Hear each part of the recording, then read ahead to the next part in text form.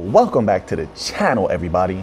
I am Mick Alphanine. So we have a lot of XRP news to cover today. Also, towards the end of the video, we're going to get into a little bit of Hedera news. There will be chapters in here. If you want to jump around, feel free to. Let's begin here. Every day, every week, we learn something new and mind-blowing about the Ripple versus SEC case, and it is all very bad for the SEC. The thing that I've been questioning, and we will get into this article, just bear with me. The thing I'm questioning is who is going to step in and do something about this? You know, Congress is just sitting there. Other regulatory bodies have already said XRP is a commodity. No one is doing anything. As I said before, you need to have someone or some governing body that can step in when there is a rogue in the system and correct what is wrong. You cannot allow one of the pieces or departments of the government, to go rogue and go unchecked. But let's get into this article here. It's on CoinGape.com, and it's titled "SEC Chair refused to meet crypto leaders. XRP lawyer reveals." Now, this is an entity that has been asking, look at the game. They've been asking for people to come to the table, and you did have some come to the table, like Ripple, Coinbase, working hand in hand with SEC, and they still attacked them. But now you're finding out that they're outright refusing to meet with crypto leaders. That is unbelievable. So that's going to lead into another article we're going to do later about the bullying tactics. Remember, I said that the SEC is using bullying and tactics by regulating via enforcement, just collecting money. There is something severely wrong. And you know what? It goes well beyond just regulatory clarity. Even if we attain regulatory clarity from the SEC, let's look at it in a more overarching way. There's still going to be corruption. Other companies you may want to invest in, or maybe you are building a company yourself, will fall under that, may fall under their biased scrutiny, right? And maybe abuse. This is abuse of power at this point. But let's read this article here. It says the U.S. Securities and Exchange Commission has received heavy criticism from the digital assets industry leaders over its regulatory policies, as it should. Now, a lawyer has revealed. A lawyer, so you have to take this seriously, okay? People can't just write this off like they try to do so many things. Now, a lawyer has revealed that SEC Chair Gary Gensler refused to meet the crypto companies last year.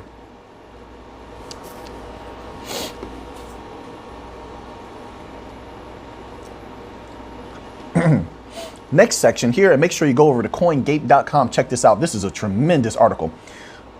Next section here is titled SEC Chief prioritized his wealth. Remember, I said it was just a theory at the time that these people were regulating by enforcement to collect a lot of money. And I had questioned, does this money affect their paychecks? Well, let's go a little bit deeper. This is mind blowing. John Deaton, founder of Crypto Law and lawyer of XRP holders, claimed that Gary Gensler refused to meet 69,000 XRP holders. However, he also revealed that SEC chair didn't even meet with Congress. And I know why, because Congress, there's some in Congress that are willing to fight for crypto, and they're going to stick it to him badly. They're going to really, really discipline him, rake him over the coals. Now, what the results of that would be, who knows? I'm not quite sure. Sometimes they rake people over the coals, hold them accountable, and really nothing really happens. They just give them a tongue lashing, a wag of the finger, and things continue on. That's not what we want, but that's one of the reasons why he would not want to do that, right? But let's continue on here. It says, instead of meeting key players, Gensler meets around 7 times with a firm that controls 90% of his money. This is looking bad. The judge sees this, by the way. We're going to win this case. Oh, we're going in a devastating way, in my humble opinion. Just my opinion. It says, in a Twitter thread, Deaton disclosed that the SEC's chair's current wealth is being calculated as over $100 million. This is somebody who is a public servant. This is someone who's supposed to be worried about the investors, so the investors can make money. But his meeting doesn't meet with the XRP holders, doesn't meet with crypto leaders, but meets with his own advisors about his money 7 times. What did they say? It says, instead of meeting key players, Gensler meets around 7 times with a firm that controls 90% of his money, which is $100 million. He's trying to get paid. This leads to a lot of implications, right? My goodness, this is unbelievable. There needs to be, in my humble opinion, right? This is not financial advice, and this is not legal advice, but someone needs to do an investigation, in my humble opinion. It says he added that the commission doesn't care about appearances of its impropriety. It seems that way. According to the crypto law, records of Gensler's disclosure from 2020 to 2021 revealed the majority of his money is invested in funds. Wow. Oh man, this is deep. That are managed by the Vanguard Group. Annabelle Lee LLC and Marital Trust are 2 of his key entities. Do you know who the Vanguard Group is? Wow. I'm not going to say any more on that. Yeah, I'm just going to leave that alone. I'm just going to leave that alone, and I'll let the attorneys handle that. Once you hear Vanguard Group or BlackRock or those types of names involved, I don't know how to phrase it. Things get deep, right? And if you know who Vanguard is, or entities like BlackRock, Blackstone, they own everything. Everything. Now a lot is starting to make sense in my mind. I'll just touch on this just very lightly. You have to be careful with entities like this. Very careful. They own everything. They have a massive amount of power. They are behind the people that are behind the people. You get what I'm saying? This is major. It took a lot of bravery for this attorney to come out with it, this lawyer to say these particular things. It did. Trust me on that. Let's continue on here. The Gensler files show that Gensler didn't even reply to the letter U.S. representative replied to the letter by a U.S. representative. Moreover, he skipped appearing before the Financial Services GOP to answer some critical questions. While he refused to address the crypto leader, the SEC enforcement was pouncing on retail holders in court. Do you see? This is why I was saying all along, all of crypto should have band together and fought all as one in a phalanx-like system. Now you see that because crypto is divided, they're coming after you one by one. Ripple stood firm, and I believe they're going to win. Coinbase did not stand firm, and now Coinbase is on its own, right? LBRY, library, same thing. Everyone should have came together and fought all at once. Instead, now they have to deal with this particular problem as individuals, and that's going to be hard because the SEC has unlimited capital to play with. They can keep you in court all day and just wear your money down, and they will win by default because you won't have enough money if they drag out the case long enough. As you see with the Ripple case, they're just trying to drag it out. Luckily, Ripple has a firm backing and very powerful entities, the banks behind them, so they're able to continue this particular fight. But not all blockchain or DLT companies are like that. They don't have the type of money that Ripple has. So they should be hoping as well that Ripple wins and sets a precedent that they can use legally. Let's go on to this next article here. There's so much information. We'll see how much we can get to today, everyone. Once more, thank you for everyone for being here today. I appreciate you. Greatly appreciate you. This is from cryptodaily.co.uk, another great website. And it says, SEC versus Ripple battle ensues. General counsel for XRP says regulator is bullying the crypto market. They're coming out and they're corroborating what I've been saying for almost a year. Haven't I been saying that they've been acting as bullies? Now you have officials saying the exact same thing. Let's read this just a little tidbit here, right here. It says, General Counsel for Ripple, Stuart Alderati, has stated in an opinion piece that the U.S. Securities and Exchange Commission is bullying the cryptocurrency markets. Well, let me add something there. What they're doing is taking advantage monetarily of the crypto ecosystem. They're scooping up millions and billions of dollars for everyone that they find, and they don't fight back. They just pay the fine. They are scooping up a ton of money. Now, I'll just throw in this since we read that prior article. They're scooping up billions of dollars from an unregulated crypto market, which they refuse, the SEC refused to regulate. But then also Gary Gensler is worth $100 million. Does that seem right to you? Given the nature of his job, right? And the lack thereof of activity, given his position, do you really believe that he's worth $100 million? Am I correct in seeing something wrong with that? Maybe I'm wrong. I could be completely wrong. You know, I could be. But he's not exactly Silvio Macaulay, right? He didn't like invent some great protocol or, you know, right, some mind-blowing equation. He's not Gilbert Verdian, right? And don't get me wrong, Mr. Gensler has a pretty solid background, but he's not. $100 million giving the lack of activity and what he's been doing at the SEC. What? And he's meeting with these people 7 times. Unbelievable, but refuses to meet with anybody that can hold them accountable. There is something wrong, in my humble opinion, just my humble opinion. And I'm saying that because it should prompt the people out there, right? Because I like to give solutions. It should prompt the people out there to be making phone calls. I've been saying this for a long time. People have to call their congressmen, call their senators, call your mayor, call the companies. I don't care who, and let them know how you feel about blockchain technologies. If you feel that we have been slighted and wrong, that there should be fair regulations put in place, that these people who are public servants, they're supposed to work for you. You pay all of that tax money. These people are supposed to be doing their job. They expect you to do your job. They expect you to pay your taxes. They should be doing their job. And you should prompt them to act accordingly if they are not doing those things and serving your best interests. That's why I say these things, all right? So then it's up to you. It's in your hands what you do with it. Not financial advice. I'm not an advisor of any kind. Don't want to be. Just my humble opinion.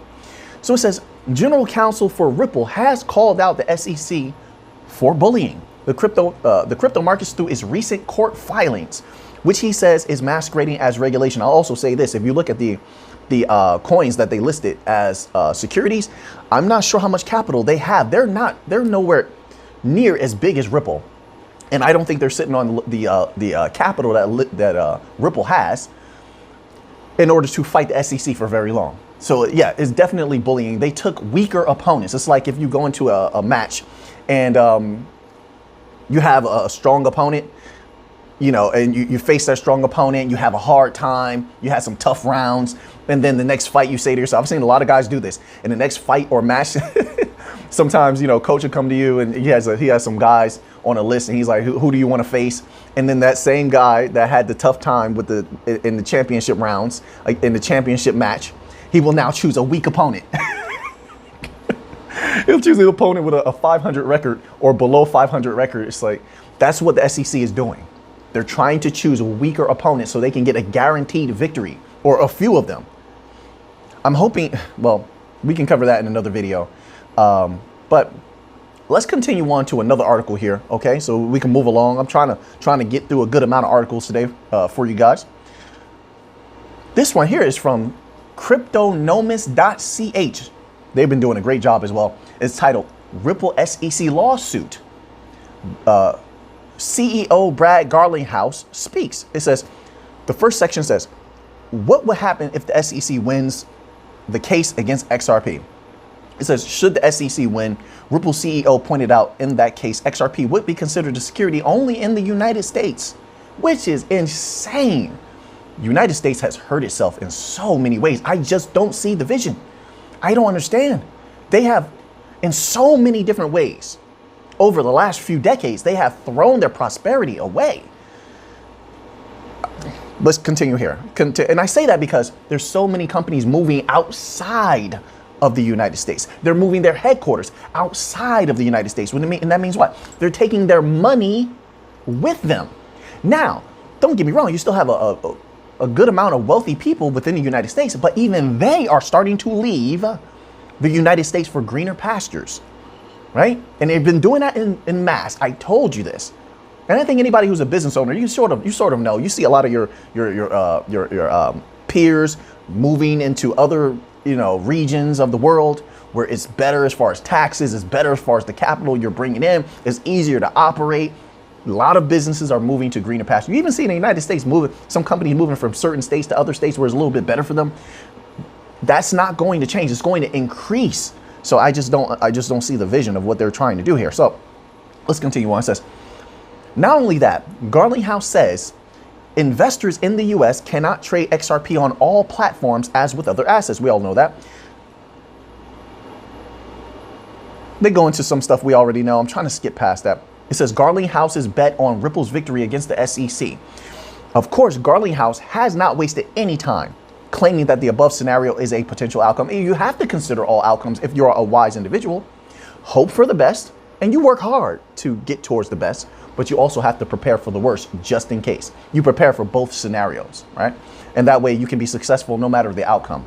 Wisdom will always win, but if you don't prepare, then you probably will take a loss. It says, in this regard, Garlinghouse said, I'm betting that because I think the facts are on our side, I'm betting that because the law is on our side, I think that the SEC has massively overstepped. I agree with that 100%. And is trying to take kind of a jurisdictional ownership over something that is ... I think they saw this gray area. They're like, hey, we are going to go in. It's frustrating. It's taking this long. There's a lot of companies, I think, that realize how important this case is to the whole industry. I've been saying this for so long.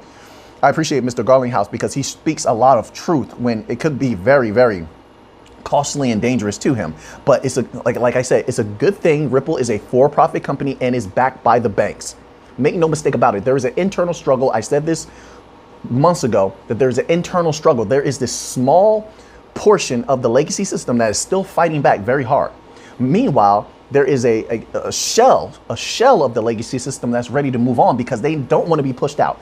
They don't want to be pushed out by the new money in the legacy system, right? There's new money in the legacy system. That sounds kind of weird, but if you look at the new money over the last like 40 to 50 years, people that have started businesses, become billionaires and such like that, they have a certain agenda, right? A lot of them, well, I won't say certain things right now. I have to be very, very careful. I want to keep my YouTube channel, but there is an internal struggle going on. I think you can see that, right? So the old money, the true old money of the legacy system sees that they're kind of being put out the pasture. They're kind of being pushed out. They're saying, no, we're going to congeal with this new financial system that's going to reinvigorate us, give us new life. Well, certain parts don't like that. They don't want that. So there's a battle going on.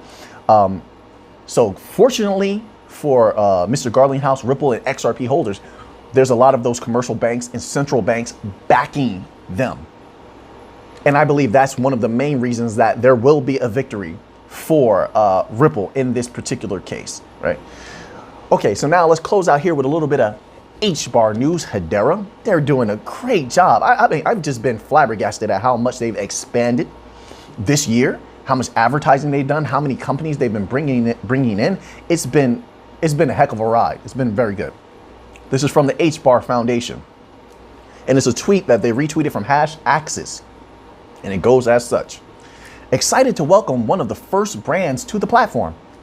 Blank Square Productions and CEO Edgar Steves. The company's music videos have generated billions of views for some of your favorite major musicians. The quote Red Flags collection is out now. Billions of views. Hedera is very, very smart.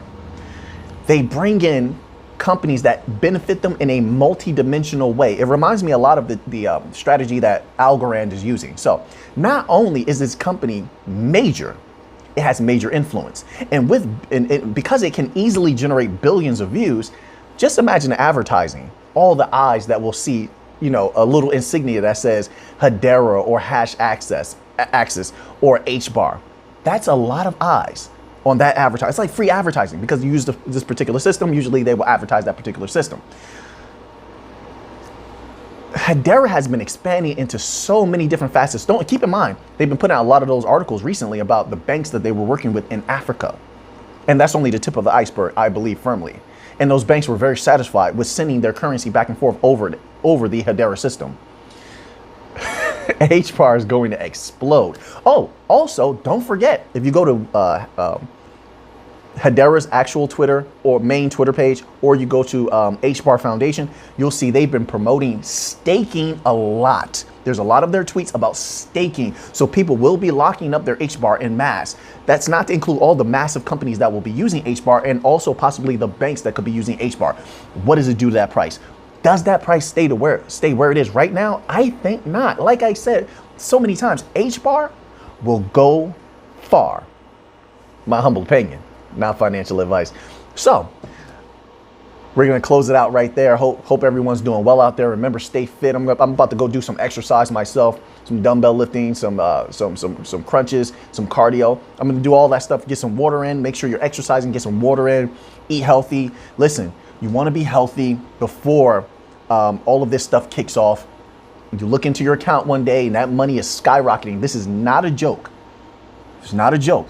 You look into your account one day in the future, right? We're preparing for the future and that money is skyrocketing. You want to have a healthy heart, okay? There's a lot of people having heart issues lately. Make sure your body is ready for you to take the throne, so to speak. Because I firmly believe, yes, over the next 3 to 5 years, given time, infrastructure set up, and you see them flip that switch on all of the different bank coins, they all will have their degrees of success. And that if that capital starts flowing in, this is not financial advice, okay? Do what you want. But that capital starts flowing in and you see that number starting to skyrocket. You want your ticker to be good, your heart to be good, your body to be healthy, your mind to be healthy. Then your destiny is fully in your hands at that moment. But you have to take control of as many things as possible now. Take control of your health, take control over your physical health, your mental health. In my humble opinion, just like you're taking control over your capital, right? And then that gives you a higher possibility based on cause and effect for you to have a better outcome, a desirable outcome, right? Nobody knows the vision that you have better than you. There's going to be so many people that come in and try to control your mind. They're going to try to tell you what to do. You should do this. You should do that. All along, you know, deep inside, you know what's best. You might respect those people. That's the most dangerous situations. You might even respect those people. But in here, you know they're wrong. You know that you know what's best. You know what? Whether you rise or fall, if you learn from the experience, that is the greatest wealth. Because now you can become even better. Most people will never realize that. They don't like to take a loss. There's always the possibility of that. They don't like to take the chance. But the chances is where the glory is had. That's where the money is made, right? You doing for you. When everyone else says to go right and you go left, a lot of times the majority of the people are wrong. We are a small group here. We're a tiny select group of individuals who are privileged to have seen evidence for the biggest wealth transfer, possibly if everything goes according to plan, the biggest wealth transfer mankind has ever seen, that has the possibility, it's not a guarantee, the possibility to turn people. Well, some of you are probably already millionaires. Some of you are probably doing pretty well in life, and some people are probably on their way up, building themselves up in life. It makes no difference. All of the people in this special group will be elevated to the highest percentage of people that have wealth in the world if this all goes according to plan. And that, in my opinion, is something I cannot miss out on. But as I said, you have to look inside yourself. And here, no one can tell you anything. No one can tell you anything in this. You have to make those decisions for yourself so that you don't have any regrets later. So, what I do, I don't try to tell anybody anything. I share information. I take this information here, I deliver it to you, boom, I put it on your desk and I walk away. What you do with it is up to you. Be free. Take your destiny into your own hands, in my humble opinion. So, now that you have that information, what are you going to do with it? I know what I'm going to do with it. I'm about to go get in the workout. So until next time, let's get to the money.